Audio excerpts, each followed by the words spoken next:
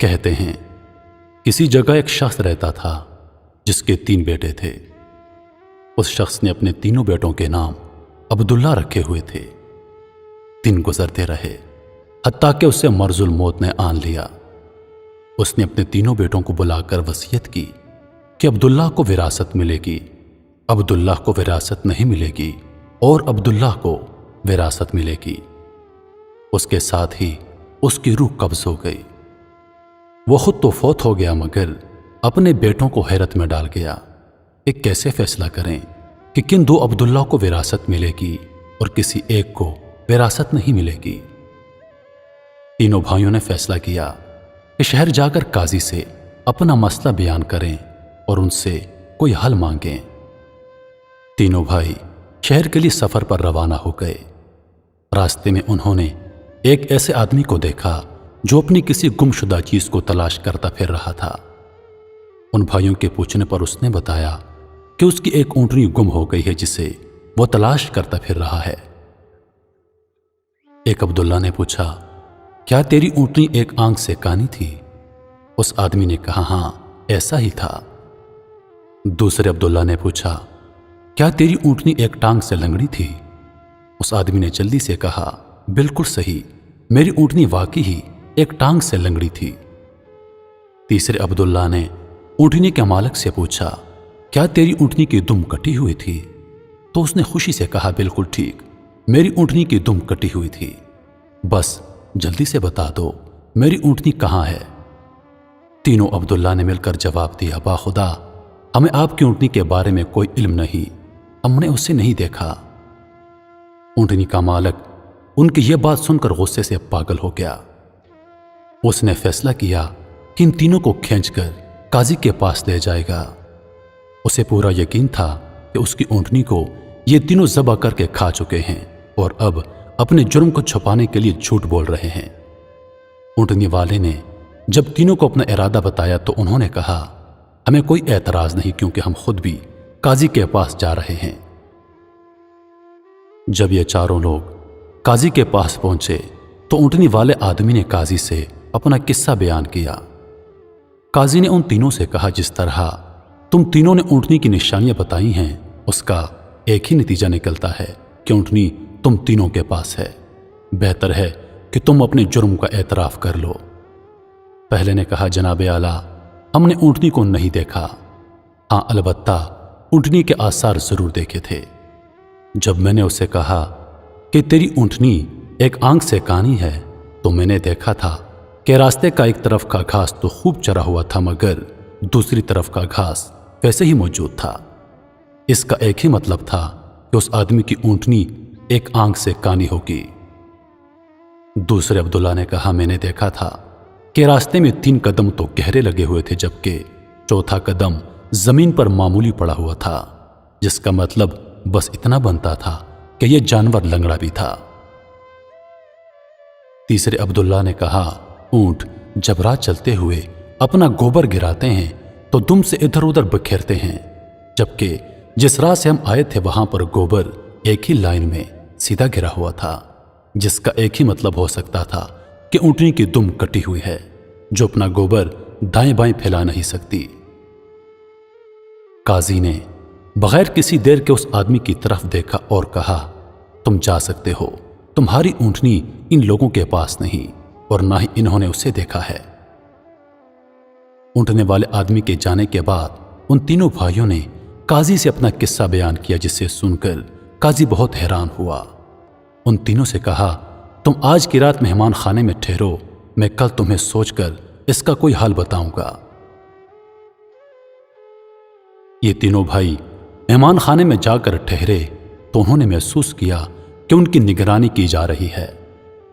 کچھ دیر کے بعد ان کے لیے کھانا لایا گیا جو گوشت کے پکے ہوئے سالن اور روٹیوں پر مشتمل تھا۔ پہلے بھائی نے کھانے کو دیکھتے ہی کہا، یہ سالن کتے کے گوشت کا بنا ہوا ہے۔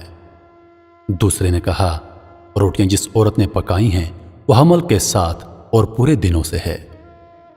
تیسرے نے کہا، یہ قاضی اپنے ماں کی ناجائز اولاد ہے۔ بات قاضی تک پہنچ گئی۔ اس نے تینوں کو دوسرے دن اپنے عدالت میں طلب کر لیا اور تینوں سے مخاطب ہو کر کہا، تم میں سے کس نے کہا تھا یہ کتے کا گوشت پکا ہوا ہے؟ پہلا بولا میں نے کہا تھا۔ قاضی نے باورچی کو بلا کر پوچھا تو اس نے اعتراف کیا کہ پکانے کے لیے گھر میں کچھ نہیں تھا، تو اس کو شرارت سوجی اور اس نے کتا مار کر اس کا گوشت پکایا اور ان کو کھانے کے لیے بھجوا دیا۔ قاضی نے پہلے سے پوچھا تمہیں کیسے پتا چلا یہ گوشت کتے کا گوشت ہے؟ اس نے بتایا گائے، بکری یا اونٹ کے گوشت کے نیچے چربی لگی ہوتی ہے، جبکہ یہ سارا گوشت چربی نما تھا جس کے نیچے کہیں کہیں گوشت لگا ہوا تھا۔ قاضی نے کہا تم وہ عبداللہ ہو جس کو اپنے باپ کے مال میں سے وراثت ملے گی۔ قاضی نے دوبارہ ان سے مخاطب ہو کر پوچھا کس نے کہا تھا کہ یہ روٹیاں ایک ایسی عورت نے بنائی ہیں جو 9 ماہ کے حمل کے ساتھ اور اپنے پورے دنوں کے ساتھ ہے؟ جواب میں دوسرے نے کہا میں ہوں جس نے یہ کہا تھا۔ قاضی نے پوچھا تمہیں کیوں کر لگا؟ تو اس نے کہا میں نے دیکھا کہ روٹیاں ایک طرف سے پھولی ہوئی اور خوب پکی ہوئی تھیں، جبکہ دوسری طرف کچی اور موٹی رہ گئی تھی۔ میں نے اس سے یہی نتیجہ اخذ کیا کہ روٹیاں بنانے والی ایک ایسی خاتون ہے جس سے تکلیف کے مارے زیادہ جھکا نہیں جا رہا اور وہ سامنے کی چیز بھی نہیں دیکھ پا رہی، جس کا مطلب یہی بنتا تھا کہ عورت حاملہ ہے اور روٹیاں بنانے میں تکلیف محسوس کرتی رہی ہے۔ قاضی نے دوسرے سے کہا تم وہ عبداللہ ہو جس سے باپ کے وراثت میں سے حصہ ملے گا۔ پھر قاضی نے تینوں سے مخاطب ہو کر پوچھا یہ کس نے کہا تھا کہ میں والد الحرام ہوں؟ تیسرے نے کہا یہ میں نے کہا تھا۔ قاضی اٹھ کر اندر گیا اور اپنی ماں سے پوچھا کہ کیا یہ بات سچ ہے کہ وہ اپنے ماں کی ایک ناجائز اولاد ہے؟ تو اس کی ماں نے کہا یہ سچ ہے کہ تم میری ایک ناجائز اولاد ہو۔